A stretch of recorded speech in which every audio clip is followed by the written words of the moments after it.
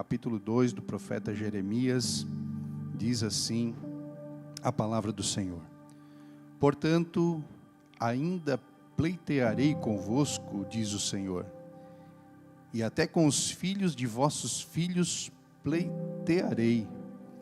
Portanto, passai as ilhas de Quetim e vede, e enviai a Quedar, e atentai bem, e vede se sucedeu coisa semelhante. Houve alguma nação que trocasse o seu Deus, posto não serem deuses? Todavia o meu povo trocou a sua glória pelo que é de nenhum proveito. Espantai-vos disto, ó céus, e horrorizai-vos. Ficai verdadeiramente desolados, diz o Senhor, porque o meu povo fez duas maldades. A mim me deixaram o manancial de águas vivas e cavaram cisternas rotas que não retêm as águas. Curve a sua cabeça. Senhor Deus e Pai, estamos diante da Tua presença, diante do favor do Teu Espírito aqui nessa noite, apresentando diante de Ti a nossa vida, o nosso culto, apresentando diante de Ti o que temos para Ti nesta noite, Senhor. O nosso melhor. Queremos nesta noite também ainda, que com o Teu Espírito Santo, fale ao nosso coração, e venha, Senhor, trazer esperança aos corações nesta noite, e renovar, Senhor, as forças daqueles que estão aqui diante da Tua presença. Mediante a Tua palavra, mediante esta oração eu te peço, no nome santo de Jesus, amém. Pode tomar o seu assento. Deus seja louvado nessa noite. Palavra de Deus que foi lida aqui, de Jeremias, é uma palavra um tanto pesada, como a gente fala, né?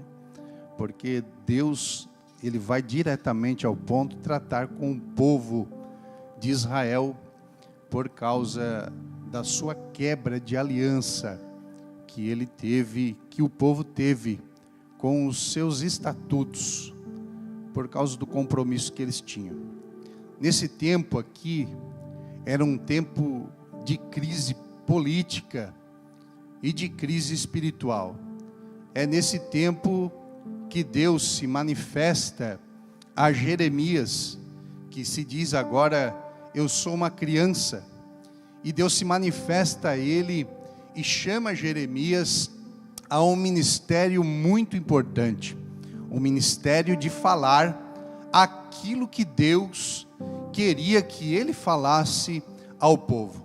Entre tantas coisas que aconteciam no meio religioso da época, profetas que falavam por Baal, que falavam por outros deuses estranhos, agora Deus destaca Jeremias para um tempo de crise, um tempo de crise política, de uma estrutura totalmente desestabilizada em Jerusalém, e também um tempo de crise espiritual, onde o povo já havia se afastado de Deus, mas olhando naquele tempo religiosamente rigorosos. Por quê? Porque o templo ainda continuava funcionando, as coisas ainda continuavam sendo feitas espiritualmente, porém muito afastados de Deus e daquilo que era o propósito divino naquele tempo e naquela época, e para os dias atuais também. Então, nós vamos ver aqui um momento muito difícil também para a vida de Jeremias, de aceitar um chamado e de obedecer na íntegra esta palavra de Deus para a sua vida, porque Deus convoca Jeremias e vai dizer o seguinte: olha, tudo que eu te mandar tu vai falar, e tu vai falar somente aquilo que eu te mandar. E é tão interessante que Deus, quando Ele chama a pessoa para esse ministério, ou para este momento, como todos nós somos chamados aqui, aleluia, para um propósito divino, Deus, Ele também se responsabiliza. Nós vamos ver no contexto, capítulo 1, que na verdade Deus, ele pega e se responsabiliza pelo profeta Jeremias e diz: olha, hoje eu te ponho por cidade fortificada, com muros de bronze. Nada vai acontecer contigo, se atentamente tu falar aquilo que eu te mandar. A responsabilidade de Deus com Jeremias era proteger ele, aleluia, da situação que estava acontecendo. Tanto é que, se nós formos ler toda a história, toda a biografia de Jeremias neste livro, nós vamos ver que ele sofreu perseguições, sofreu muito contra os governadores, ele foi muito contra os sacerdotes na época, contra os pastores, contra os profetas que profetizavam também, e ele sofreu muita perseguição, porém Deus guardou Jeremias no seu ministério. Deus, ele é Deus que chama e que se responsabiliza por aquele que ele tem chamado. Basta somente nós nos dispor, como Jeremias se dispôs aqui a fazer aquilo que Deus desejava que ele fizesse naquele tempo. Nós lemos aqui o capítulo 2, e o contexto do capítulo 2 vai então iniciar com uma série de mensagens contra Jerusalém. Jerusalém era o centro, aleluia, religioso da época e também político naquela época, era o centro ali onde Deus se manifestava. Então Deus vai contra o povo através de Jeremias, e existe uma série de profecias, e esta é uma das primeiras profecias que Jeremias vai então falar contra o povo. Amém? Estão entendendo, irmãos? Jeremias vai falar contra o povo, trazer então uma palavra de condenação àquilo que estava acontecendo atualmente nesse tempo, que era em torno de 627 antes de Cristo, aonde Jeremias estava profetizando. Sabemos que a questão religiosa estava acontecendo. Neste tempo, quem estava reinando era o rei Josias, que começou a reinar com 8 anos de idade. E neste tempo em que ele está reinando, ele então promove alguns avivamentos, e foi um dos reis da história que mais promoveu avivamentos, quebrou altares de deuses estranhos. Então, enquanto Jeremias profetiza, é interessante dizer isso aqui, porque continua, aleluia, o suporte espiritual, continua o Deus chamando através de um rei o povo para próximo dele. Porém, assim que Josias morre, assim que Josias ele acaba falecendo, aleluia, o povo retorna rapidamente aos feitos, a adoração a outros deuses, e abandona definitivamente, premeditadamente, a presença de Deus. Jeremias é nesse contexto que ele profetiza, de um povo obstinado, um povo de coração duro, um povo que aparentemente com a sua religião estava adorando, estava no templo funcionando todas as coisas, porém, aleluia, afastado do Deus vivo. Deus então usa Jeremias neste contexto, neste tempo tão difícil, um tempo de crise, de instabilidade política, religiosa, espiritualmente devastado o povo, e ele vai usar o profeta justamente para ir contra o povo nessa ocasião. O capítulo 2 vai falar várias coisas a respeito dessa mensagem, e o versículo 9 que nós lemos aqui vai dizer o seguinte: portanto, ainda pleitearei convosco, diz o Senhor, e até com os filhos de vossos filhos pleitearei. Existiu uma quebra de aliança, existiu uma quebra no compromisso espiritual que o povo tinha com Deus. Deus havia feito uma aliança lá atrás, já desde os antepassados, aleluia, porque o povo seria um povo exclusivo, um povo aonde anunciaria as coisas divinas às outras nações, porém eles se deixaram levar pelas nações vizinhas ao seu redor. E agora aqui Deus, no capítulo 9, ele, com esta quebra no acordo, nessa quebra de contrato, vamos dizer assim, de compromisso, aleluia, ele abre aqui um julgamento. É como se ele colocasse o povo na justiça, sabe? Quando você vai lá e registra um boletim de ocorrência contra alguma falta, alguma coisa que aconteceu, Deus fez a mesma coisa. Ele foi lá e então ele entrou em justiça com o povo. Por quê? O povo estava afastado de Deus. O povo estava afastado de Deus. E é nesta ocasião que Deus, aleluia, como juiz e também como acusador, ele chama o povo como réu, dizendo: olha, vocês deixaram algumas coisas pendentes e quebraram a aliança comigo. Uma das coisas que Deus fala e destaca nesse texto aqui é realmente a exemplo das nações vizinhas. Olha, o povo que não me serve, que serve a outros deuses, dificilmente eles largam o seu Deus, dificilmente eles viram as costas para o seu Deus. Mas vocês, Deus falando através de Jeremias, vocês aqui realmente me abandonaram, realmente quebraram a aliança comigo.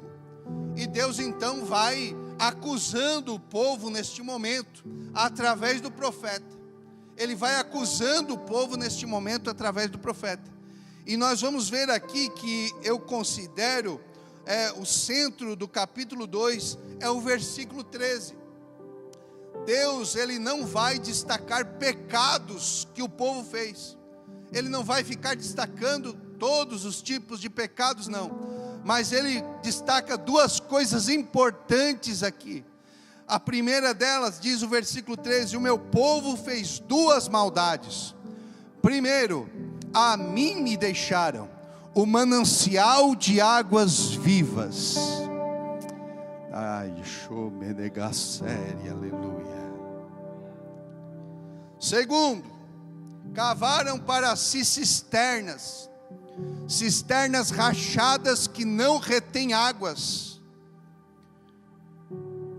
Isso é evidente porque a partir do momento que o povo deixa a presença de Deus, a partir do momento que o povo se afasta do Deus verdadeiro para a adoração dos outros deuses, consequentemente, eles são obrigados a substituir esta adoração, a substituir este momento de adoração.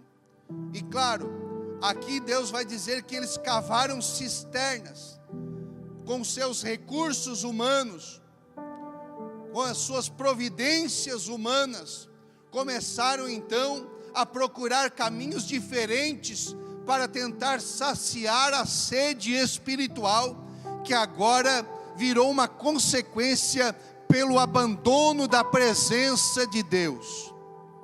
Irmãos, estou pregando essa mensagem com grande temor de Deus, com grande temor de Deus e amor no coração. Esta mensagem vai servir para nós aqui como um alerta espiritual para todos nós, para que nós possamos entender que quando nós começarmos com as nossas próprias forças, tentar procurar recursos para saciar a sede que de nenhuma forma nós vamos conseguir saciar, aleluia, é para nós entendermos que nós estamos se afastando daquele que é o manancial verdadeiro, que é a água viva. E o povo não teve essa percepção. Lembra que em alguns cultos atrás eu falei aqui no Salmo 103, uma das coisas que o salmista falou no Salmo 103 é para que ele se recordasse sempre da bondade de Deus, para que ele nunca se esquecesse. Minha alma, não te esqueça dos benefícios do Senhor, para que eu não me afaste da fonte. para que eu não me afaste daquilo que me alimenta, do alimento que é verdadeiro, que é fiel e que sustenta a minha alma. Louvado seja o nome do Senhor. Tem muitos, como o povo de Judá aqui, como o povo de Jerusalém aqui, que se afastaram do manancial verdadeiro e estão passando fome, espiritualmente falando, estão passando sede lá fora. Mas aqui existe um Deus que, além de estar condenando aqui o povo, hoje Ele convida você para estar próximo da fonte que sacia a tua alma.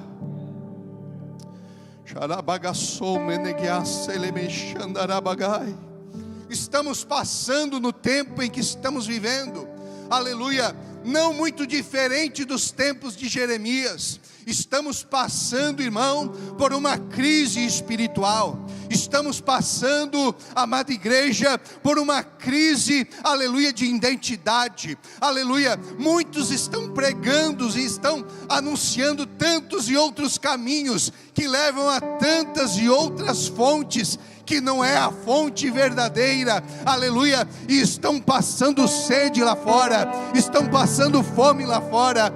Mas existe um Deus que se apresenta nesta noite como um manancial de águas vivas para a tua vida nesta noite. Existem questões nas nossas vidas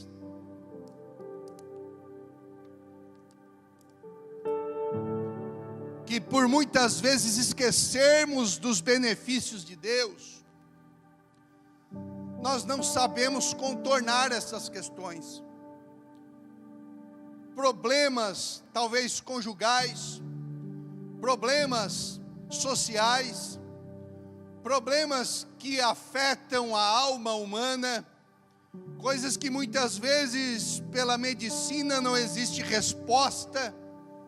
Mas eu quero dizer aqui nesta noite com toda certeza, aleluia, a resposta está aqui. Pessoas que se afastam da fonte verdadeira, pessoas que não encontram recursos pelas suas próprias mãos, e quando, aleluia, elas se veem como que num beco sem saída, aleluia, sem esperança, sem motivo de viver, aleluia, existe uma fonte aqui nesse lugar desta noite, irmão, aleluia, que ela está pronta, aleluia, para que você esteja perto dela, próximo dela, e seja saciado por ela. Jeremias teve coragem. Jeremias, com toda a coragem, claro, inspirado por Deus, com autoridade divina, cheio do Espírito de Deus, para condenar o povo nesta ocasião, para dizer ao povo que eles precisavam arrepender-se e se sujeitar ao juízo divino. Porém, irmãos, o que é mais triste neste livro de Jeremias é que o povo não deu ouvido, é que o povo rejeitou a mensagem divina, é que o povo condenou Jeremias. Existiam tantos outros profetas que estavam falando tão bem aos ouvidos do povo, que estavam massageando o ego daquele povo. Por que eu vou escutar Jeremias, que está apontando e confrontando a minha vida? Por que eu vou escutar Jeremias, que está agora confrontando aquilo que eu estou fazendo contra Deus?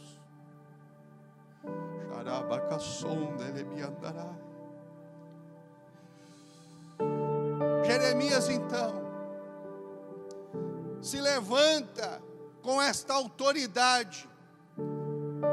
Mas eu creio, irmão, creio não, eu sei que com amor no coração, com graça de Deus e amor no coração pela nação que ele estava profetizando, ele gritava e dizia para que eles pudessem aceitar diante de Deus a mensagem. Mas nós vamos entender a história. Jeremias profetiza 70 anos de cativeiro. No momento o povo não aceitou a mensagem. Posteriormente, depois que passa por toda a situação de cativeiro na Babilônia, depois que passa por toda a humilhação, todas as percas, depois que passa por todo o desânimo, aí eles agora reconhecem Jeremias. Aí eles vão reconhecer que realmente Deus falou pela boca do profeta, porque se cumpriu na íntegra tudo que o profeta Jeremias havia falado. Este é um contexto, irmão, que está escrito no Antigo Testamento. Mas Jeremias tinha, durante todo o seu livro e a sua profecia, uma mensagem de esperança.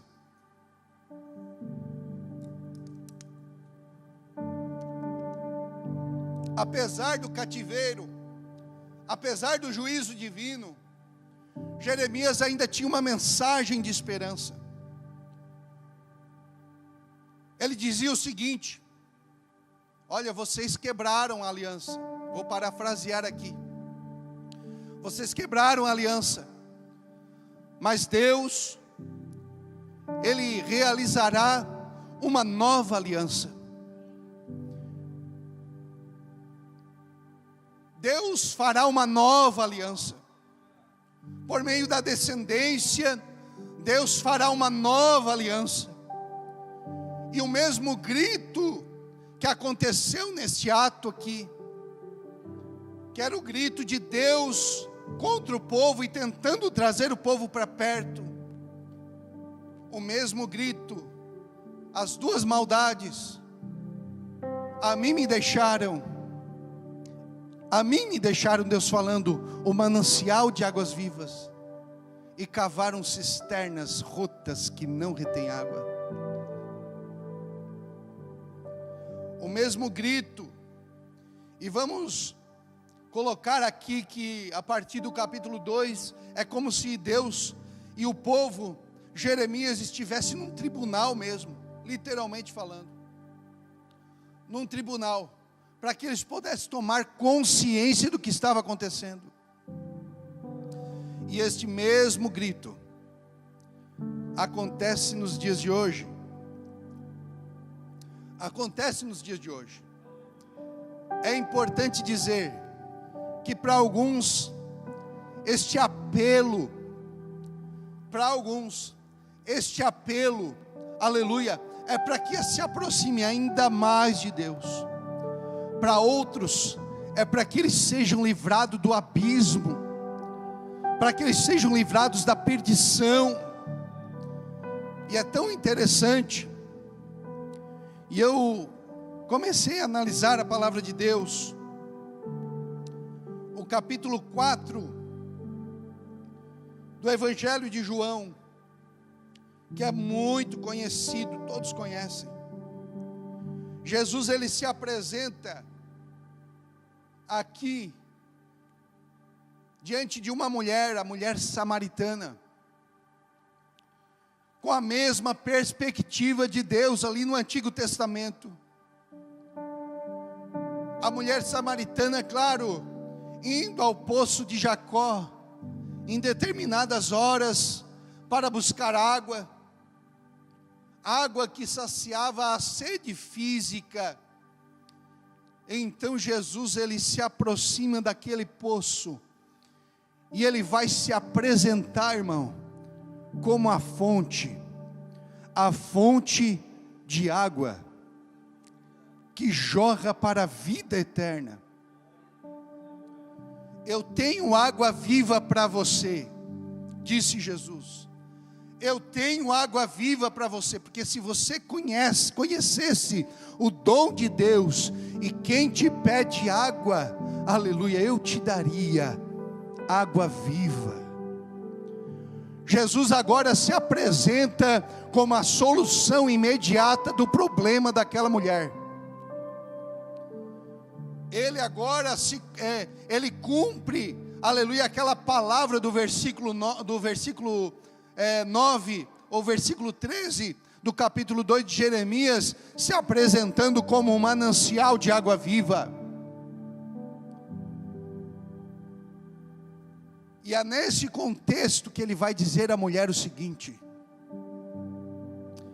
beba dessa água, tenha essa presença na sua vida. Estou parafraseando aqui, porque ao momento que você tiver essa presença, ao momento que você tiver esta comunhão, isso fará, aleluia, em você, algo que vai jorrar, aleluia. E quando a gente fala em jorrar, é porque outros que estão ao nosso redor serão beneficiados com a mesma fonte. Jesus se apresentou, resolveu o problema imediato daquela mulher, e hoje, da mesma forma, o mesmo Senhor que convoca o povo para uma solene reunião, para um solene tribunal, é o mesmo Deus que convoca nós aqui nessa noite, irmão, e se apresenta mais uma vez, como aquele que cumpre as promessas. Por quê, irmão? Porque existem cisternas que são rachadas.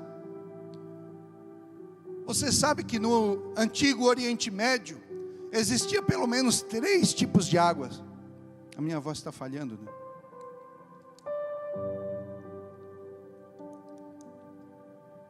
Existia 3 tipos de águas. A água corrente, que no Oriente Médio era chamado de água viva. Existia a água dos poços, que eles cavavam os poços e conseguiam tirar aquela água pura. Mas existia também as cisternas, que eles cavavam as cisternas que acumulavam águas da chuva. E quando eles faziam essas cisternas, eles rebocavam, né? Vamos dizer assim, eles untavam toda a cisterna para que essa água não vazasse. Porém, a água viva era só água corrente, aquela que fluía com o rio. E a cisterna, irmão, quando ela estava rachada, no fundo daquela cisterna, o que se encontrava, Jeremias vai dizer ali, acho que lá nos capítulos posteriores, ele vai dizer que só se encontrava na cisterna lama e mosquito. Aqueles ovinhos, aquelas larvinhas de mosquitos. Você já viu uma poça d'água parada assim? Que só acumula sujeira, só acumula vermes, só acumula essa situação, essa água podre. Jesus se apresenta para a mulher samaritana, e não só para ela, para toda a humanidade, como um manancial de água corrente, água viva. Aleluia. E Ele reúne nós aqui nesta noite para trazer à memória. Talvez o meu coração, vou falar por mim, está se afastando, e eu sinto um pouco de sede, ou um pouco de fome, mas esta mensagem vem de encontro à minha vida, para mim recordar, trazer à memória, que existe uma fonte, eu preciso ficar perto dela. O Antigo Testamento, ele vai prefigurar a árvore, plantada como a vida da pessoa, aquela árvore que é plantada junto aos rios, que estende as suas raízes para o ribeiro. Ela não receia quando vem o calor. O próprio Jeremias vai dizer no capítulo 5, ela não receia quando vem calor. Calor fala de provação, fala de dificuldade, porque ela está plantada junto à água, ela está próximo da fonte. Talvez a sua vida nessa noite já foi sacudida por tantos ventos, por tantas tempestades, por tanto calor castigante. Aleluia. Jesus se apresenta como este rio, esta água viva que pode solucionar o teu problema, a tua dificuldade. Capítulo 7 de João, versículo 37, existe um contexto nesta palavra. Jesus ele vai até o templo na festa dos tabernáculos para então ensinar, falar das coisas divinas, e acontece um tumulto entre os judeus, entre os fariseus. Eles tentam prender Jesus, outros aceitavam a sua palavra, outros não aceitavam, mas no versículo 37, que diz que é no último dia, o versículo 37 diz assim: e no último dia, o grande dia da festa, Jesus pôs-se em pé e clamou. Ele gritou, irmão. Ele gritou para todo mundo ouvir. Ei, e este grito ecoa até os dias de hoje. A Bíblia vai dizer o seguinte: e no último dia, o grande dia da festa, Jesus pôs-se em pé e clamou dizendo: se alguém tem sede, venha a mim e beba. Se alguém tem sede, ouça isso: se alguém tem sede, venha a mim e beba. Esta sede não diz respeito à sede física, mas diz respeito às pendências espirituais da nossa vida. Se alguém tem sede, Jesus grita ainda hoje: venha a mim e beba. Versículo 38: quem crer em mim, como diz as Escrituras, rios de água viva fluirão do seu ventre. Agora Deus reúne um povo que realmente adora, um povo que realmente se reúne nos domingos, nos dias de semana. Deus agora reúne um povo que se aproxima da fonte, e hoje nesta noite, Ele quer renovar a sua vida. Irmão, eu acordei nesta madrugada com um sonho, que eu estava pregando, aleluia, eu sabia que eu já ia pregar hoje, mas que eu estava pregando, e a mensagem da pregação era: existe uma esperança para você. A esperança é Jesus, a fonte verdadeira, o rio que corre, aleluia, e que sacia a nossa sede, sacia a nossa fome. Eu não sei qual é a situação da tua vida física, espiritual, qual é a situação que você está passando nesta noite, mas eu sei de uma coisa: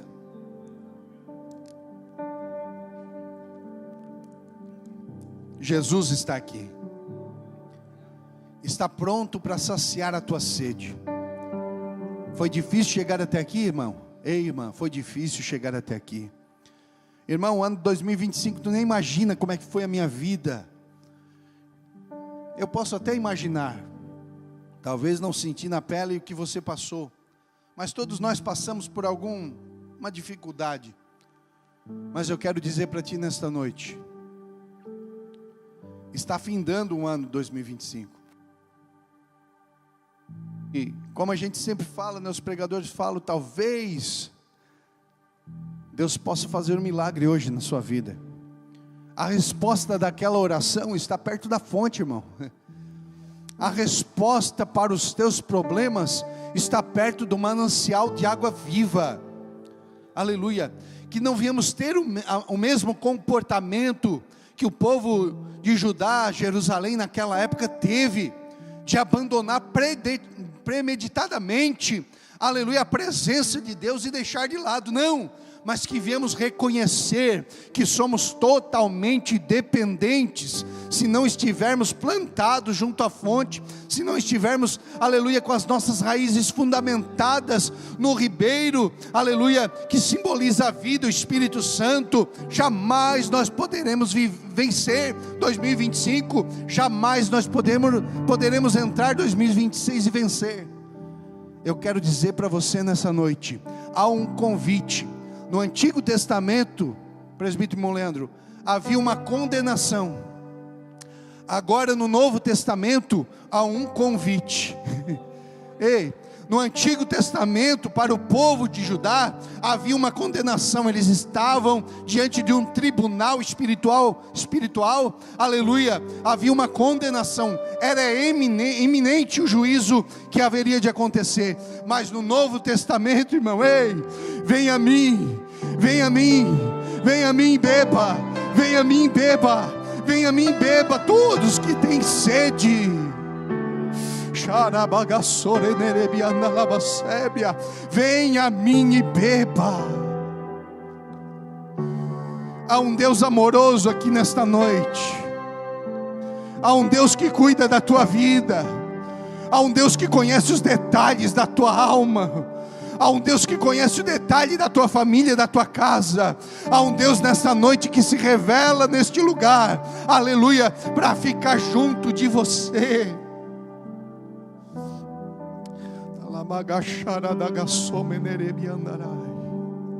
Ficamos em pé nesta noite.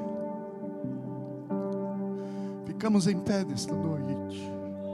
Eu sinto o renovo de Deus aqui nesse lugar. Eu sinto o renovo de Deus. Parece que eu vejo assim, irmãos. Parece que eu vejo, irmão. Isso é espiritual. Isso é espiritual. Aleluia. Cisternas, não cisternas, mas vasos sendo abastecidos. Aleluia, sendo abastecido com água viva.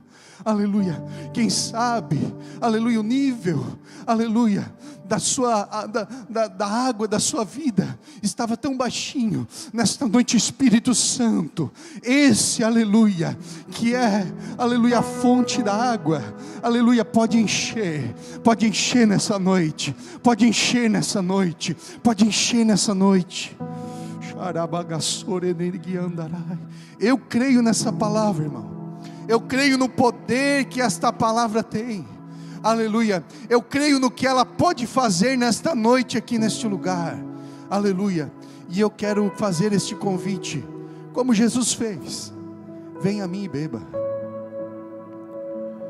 Esta palavra diz respeito a todas as situações da vida. Qual é a situação que você está necessitando nessa noite? É familiar?